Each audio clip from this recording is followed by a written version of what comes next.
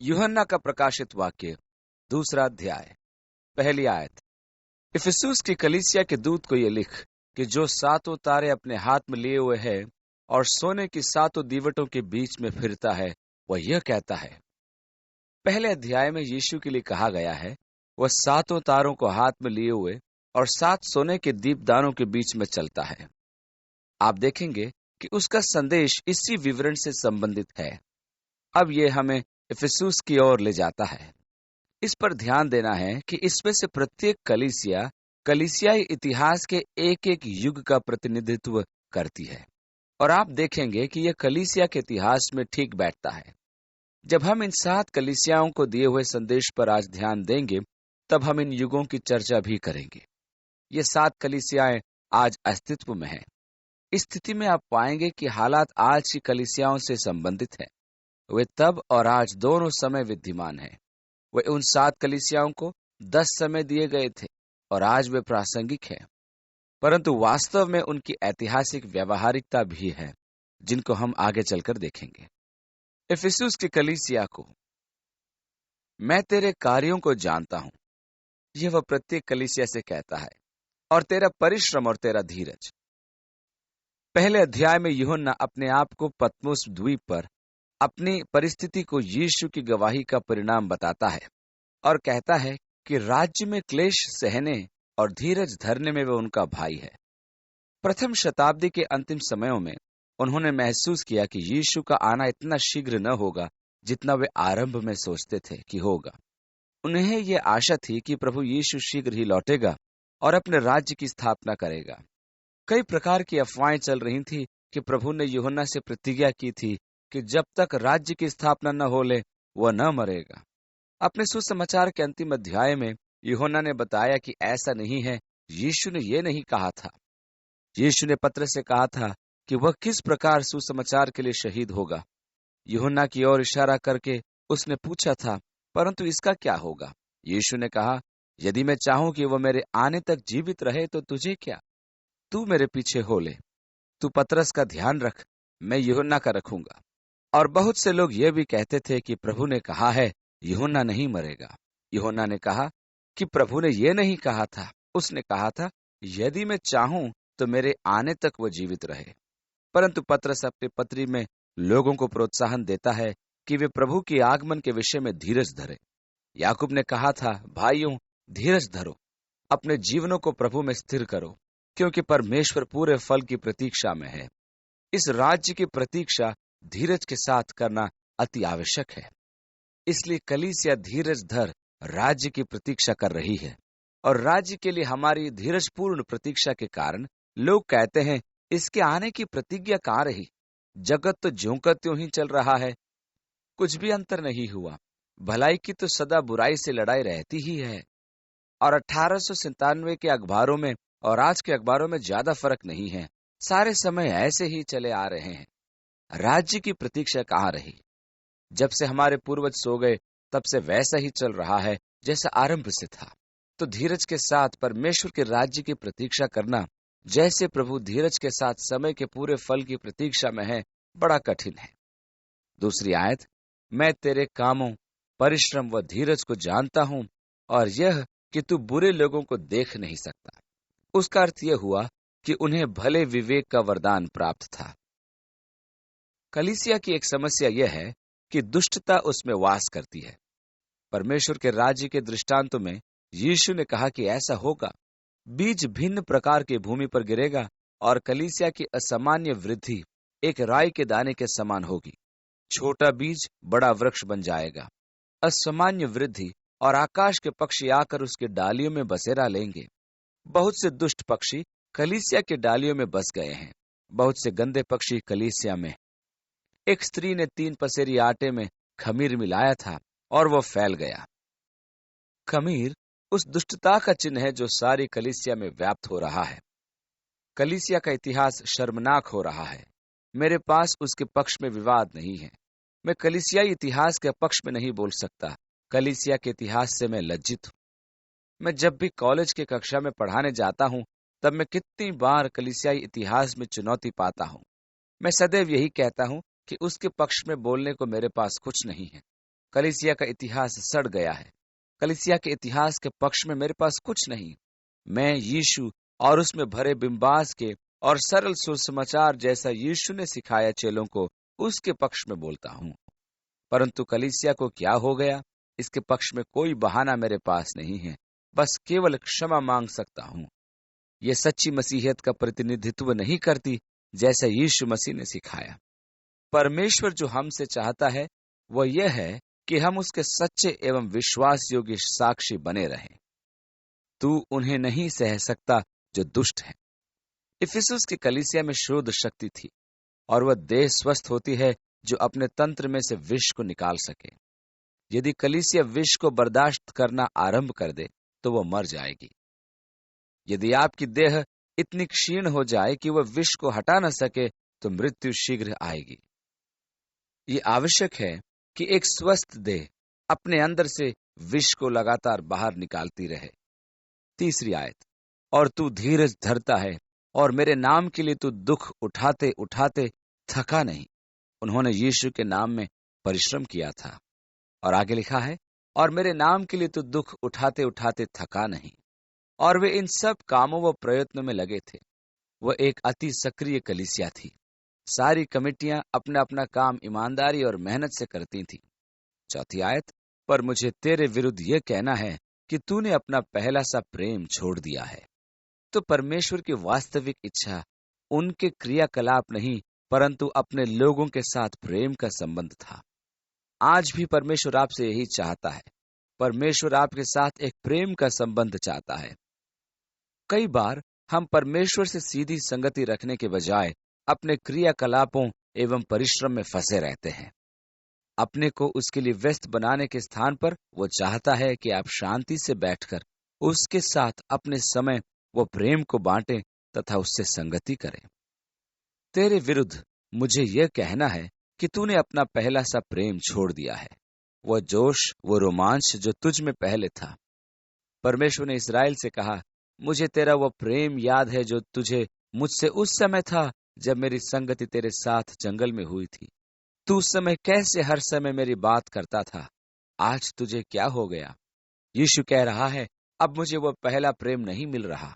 वो प्रेम का पहला खिलना जो तुझ में था अब नहीं रहा। तो याद कर कि तू कहां से गिरा है। ध्यान दीजिए, गिरा है शब्द उपयोग में लिया गया है। ये पीछे हटना है। तू पीछे हट गया है। आज प्रभु के साथ आपका प्रेम संबंध पहले से अधिक होना चाहिए। याद कर तू कहां से गिरा है। उन रोमांचकारी दिनों को याद कर जब प्रभु के पीछे तू चलता था और जहां कहीं वह तुझे ले जाता था तू उसके संग जाता था। हम बड़े साहसी थे। हम यीशु के लिए कुछ भी करने को तैयार थे। हम अपने प्रिय यीशु के लिए कहीं भी जाने को तैयार थे। 5वीं आयत में, तो चेत कर कि तू कहां से गिरा है और मन फिरा, बदला, लौटा और मन फिरा। 5वीं आयत में आगे, और पहले के समान काम कर, और यदि तू मन न फिराएगा तो मैं तेरे पास आकर तेरी दीवट को उस स्थान से हटा दूंगा। तो चेतावनी यह है कि वो प्रेम से रहित कलीसिया में नहीं रुकेगा। वो उसे अपनी उपस्थिति से दूर कर देगा। यीशु किन के मध्य चल रहा था? वो ये कहता है, जो सोने के 7 दीपदानों के मध्य चलता है। तो ये उस दंड से संबंधित है जब वो घोषणा करता है, यदि तू मन न फिराए तो मैं कलीसिया को अपनी उपस्थिति से दूर कर दूंगा, मैं नहीं ठहरूंगा। वह कहता है उस कलीसिया में जिसमें प्रेम की कमी है। और दुखद बात तो यह है कि बहुत सी कलीसियाओं में प्रेम की कमी और आत्मा की अनुपस्थिति है। उसका नतीजा होता है लड़ाई, झगड़े आदि। ओह, ये कितना महत्वपूर्ण है कि हम उस प्रेम को बनाए रखें। आश्चर्य कर्मों में या किसी और बात से अधिक हमारा ध्यान प्रेम बनाए रखने में होना चाहिए। पौलुस ने कहा, मैं तुम्हें और भी उत्तम बात बताता हूं, और यदि मैं भविष्यवाणी कर सकूं और सब भेदों और सब प्रकार के ज्ञान को समझूं और मुझे यहां तक पूरा विश्वास हो कि मैं पहाड़ों को हटा दूं और प्रेम न रखूं तो सब व्यर्थ है। ये केवल शोरगुल है।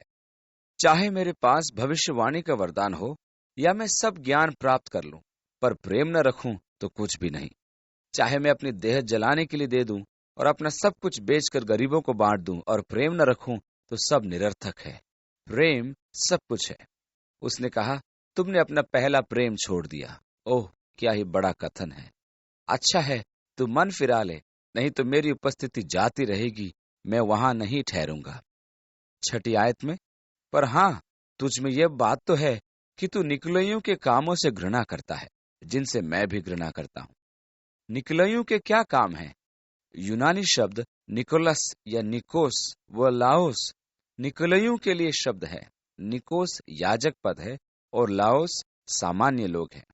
तो ये याजक तंत्र की स्थापना है, जहां एक व्यक्ति आपके तथा परमेश्वर के मध्य रहता है और कहता है कि तुम सीधे परमेश्वर के पास नहीं जा सकते, तुम मेरे पास आओ और मैं तुम्हारे लिए परमेश्वर के पास जाऊंगा। प्रभु यीशु मसीह का बलिदान का यही कारण था। जब यीशु मरा तब मंदिर का पर्दा ऊपर से नीचे तक फट गया, ताकि सबकी पहुंच परमेश्वर के सिंहासन तक हो। और इब्रानियों में हम पढ़ते हैं, तो हम हियाव के साथ अनुग्रह के सिंहासन के सामने आएं, ताकि जरूरत के समय दया को प्राप्त करें, या दया के सिंहासन के पास जरूरत के समय अनुग्रह पाने के लिए आएं। परंतु वह प्रवेश यीशु मसीह के द्वारा ही है। अब कुछ कलीसियाओं का यह अभ्यास है कि चरवाहा यानी सेवक जो कुछ कहे वो ही हर घर में होता है। वे कहते हैं, तुम हमारे पास आओ और हम तुम्हें सलाह देंगे कि इस बारे में परमेश्वर क्या कहता है। आप किससे विवाह करें, आप क्या बेचें या इसे खरीदें, कब आप ये या वह कार्य कर सकते हैं, इत्यादि। और इस प्रकार वे लोगों पर प्रभुता करते हैं। ये निकुलइयों के काम है। हम इसे दूसरी कलीसिया में देखते हैं। तुम आकर मेरे सामने पापों का अंगीकार करो और मैं तुम्हारे पापों को क्षमा करूंगा, क्योंकि मैं पिता के पास जाऊंगा और तुम्हारी चिंता करूंगा। और इस प्रकार आपके व परमेश्वर के मध्य मनुष्य आ जाता है। ऐसा धर्मतंत्र परमेश्वर और आपके बीच में एक व्यक्ति को खड़ा कर देता है। थुआतीरा की कलीसिया तक पहुंचकर हम इस तंत्र को विकसित होते देखेंगे, परंतु कम से कम इफिसुस की कलीसिया इससे घृणा करती है, जिनके लिए प्रभु ने कहा, मैं भी उससे घृणा करता हूं। वह इससे घृणा क्यों करता है? क्योंकि इसको समाप्त करने के लिए उसने अपना प्राण दिया। पहले होता यह था कि मनुष्य पाप के कारण सीधा परमेश्वर के पास नहीं जा सकता था, परंतु यीशु का बलिदान हमारे पापों के लिए दिया गया, ताकि मनुष्य की पहुंच सीधी परमेश्वर तक हो पाए। 7वीं आयत में आगे, जिसके कान हो वो सुने कि आत्मा कलीसियाओं से क्या कहता है। जो जय पाए, मैं उसे उस जीवन के पेड़ में से जो परमेश्वर के स्वर्ग लोक में है फल खाने को दूंगा। आदम को वाटिका के किसी भी वृक्ष का फल खाने की अनुमति थी। केवल वाटिका के मध्य में जो वृक्ष था उसके फल को खाना उसके लिए मना था।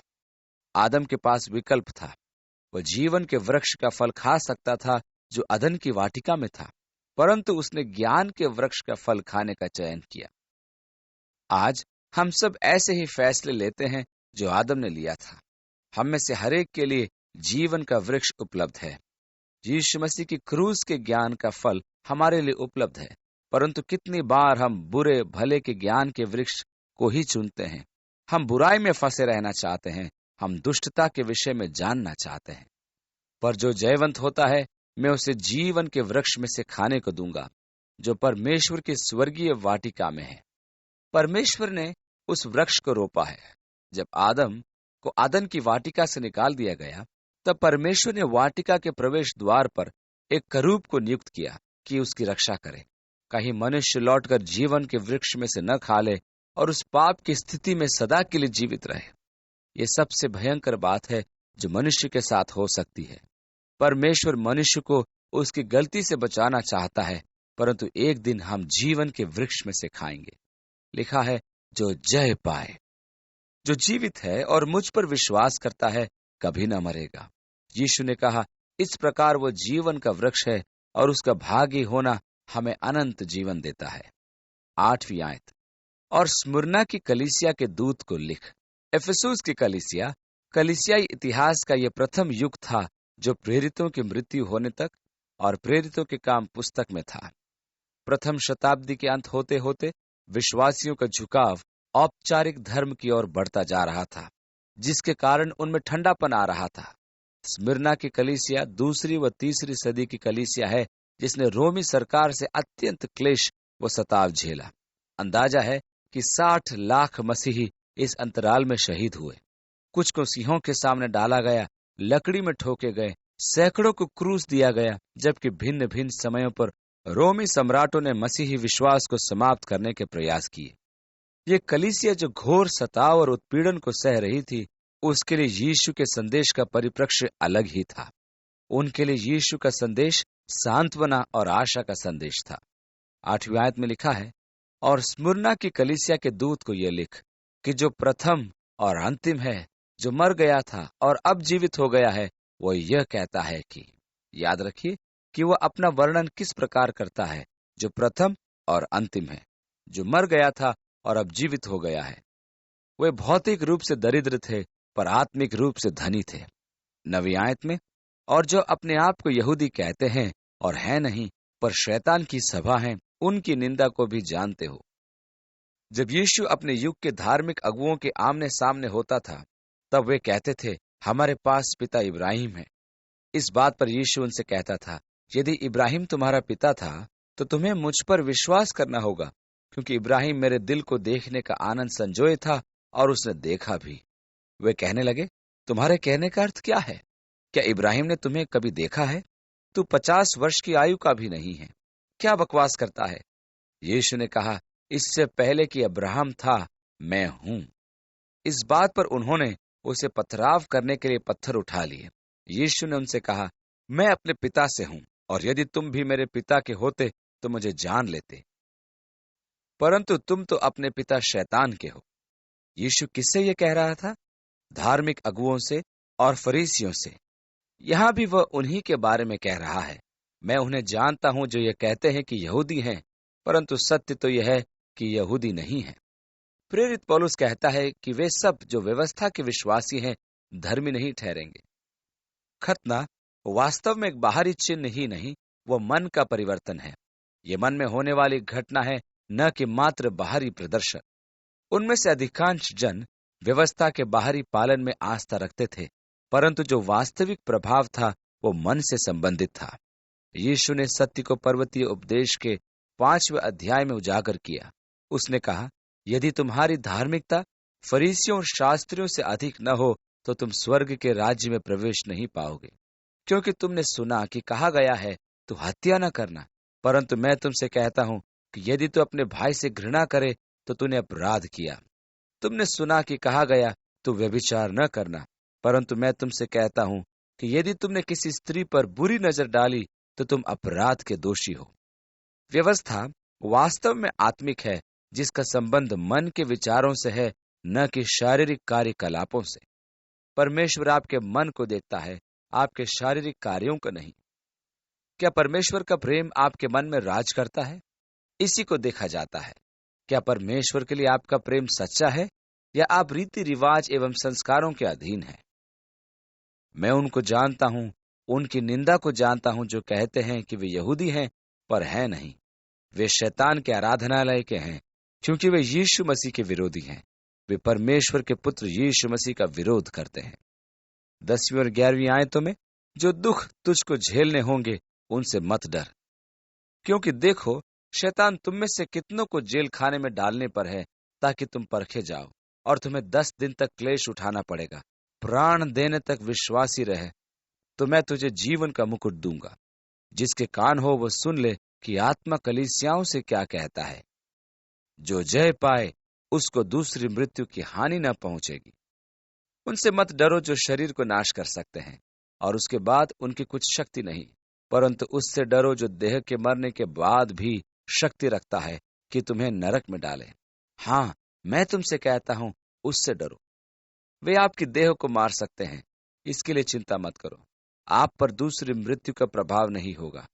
तसल्ली व आशा के ये शब्द उनके लिए हैं जिनको मसीह में विश्वास रखने के कारण शहीद होना था। बस ध्यान दें, मन फिराने के लिए कुछ नहीं कहा गया। उनके लिए यही काफी है कि वे अपने विश्वास के कारण शहीद हों।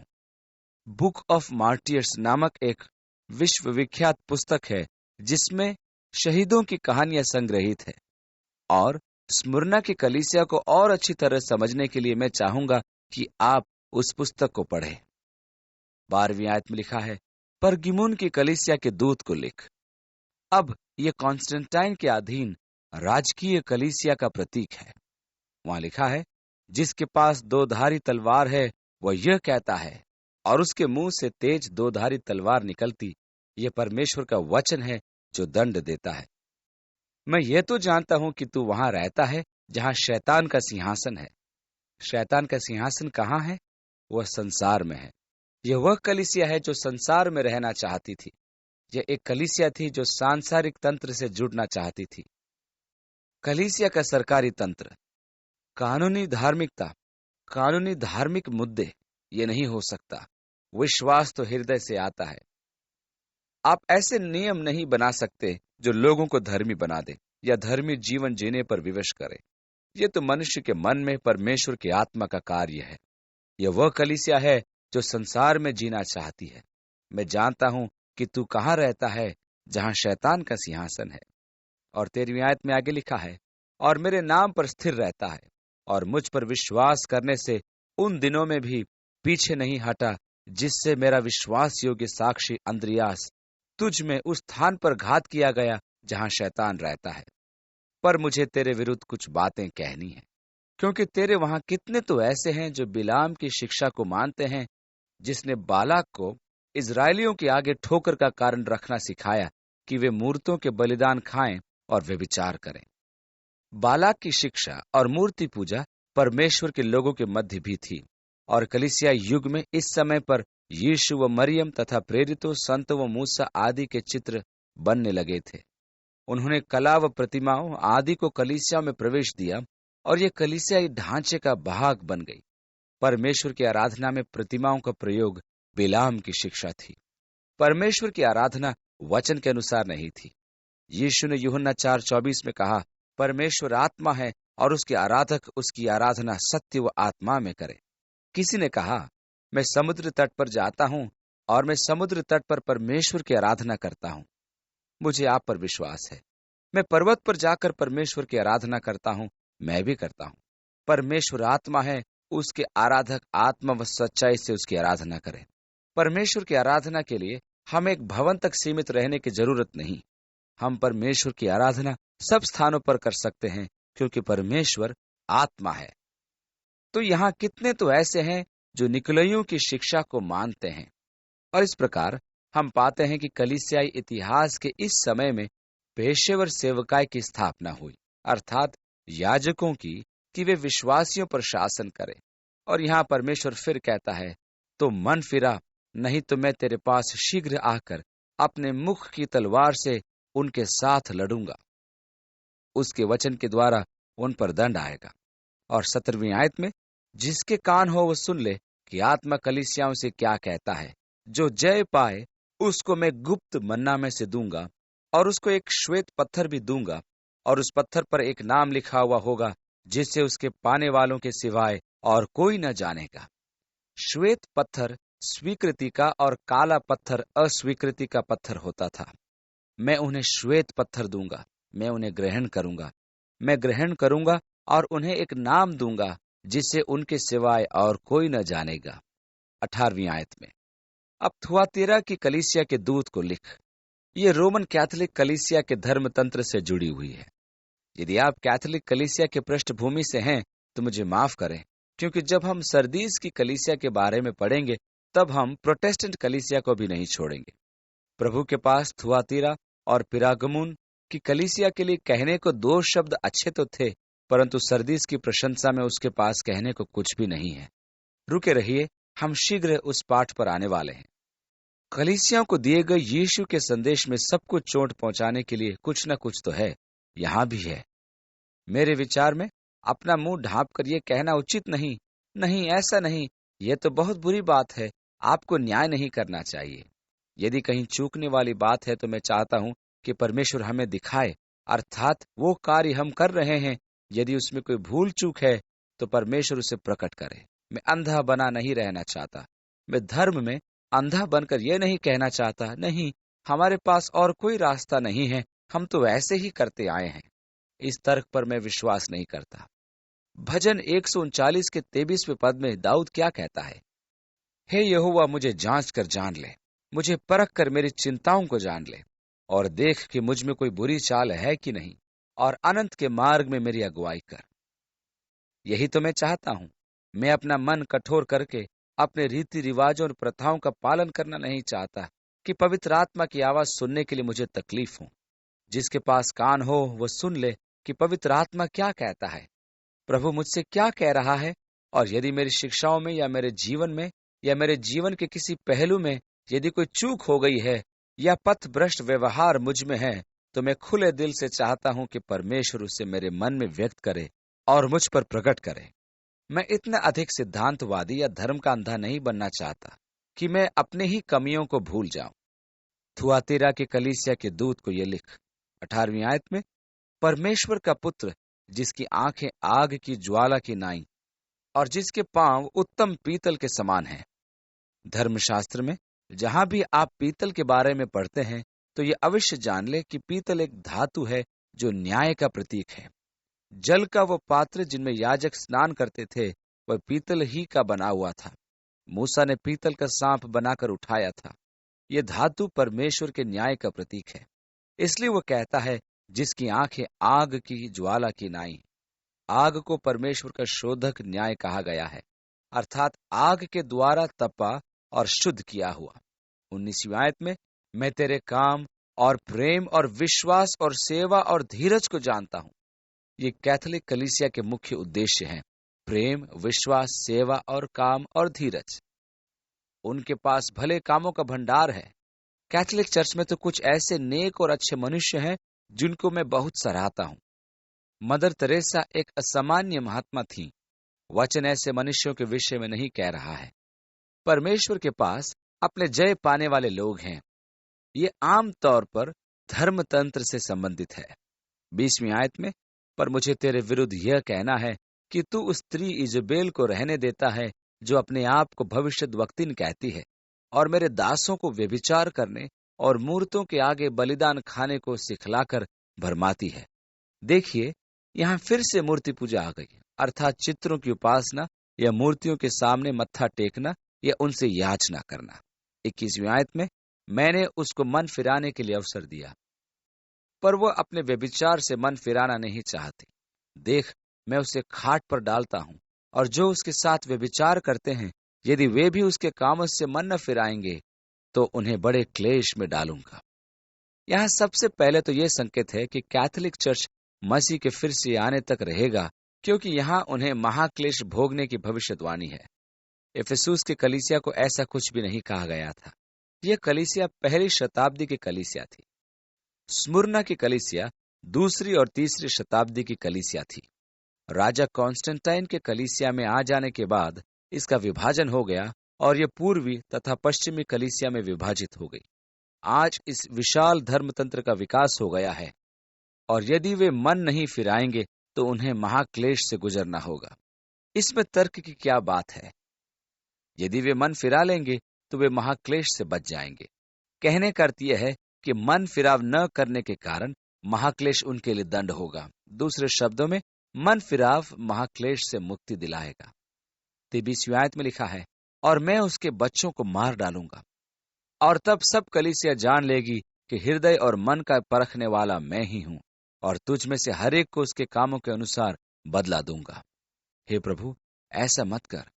अपनी दया और अपने प्रेम और अपने अनुग्रह के द्वारा मेरा न्याय कर।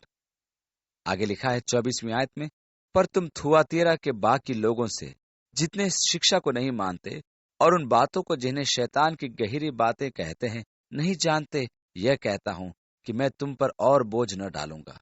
पर हां, जो तुम्हारे पास है उसको मेरे आने तक थामे रहो। जो जय पाए और मेरे कामों के अनुसार अंत तक करता रहे, मैं उसे जाति जाति के लोगों पर अधिकार दूंगा और वह लोहे का राजदंड लिए हुए उन पर राज्य करेगा। जिस प्रकार कुम्हार के मिट्टी के बर्तन चकनाचूर हो जाते हैं, जैसे कि मैंने भी ऐसा ही अधिकार अपने पिता से पाया है, और मैं उसे भोर का तारा दूंगा। जिसके कान हो वह सुन ले कि आत्मा कलीसियाओं से क्या कहता है। इस धर्म तंत्र में जय पाने वालों के लिए मसीह यीशु की अनुपम आशीषें हैं कि वे उसके साथ इस पृथ्वी पर राज करेंगे। वे पृथ्वी के अधिकारी होंगे। वे भोर के सितारे अर्थात यीशु को पाएंगे।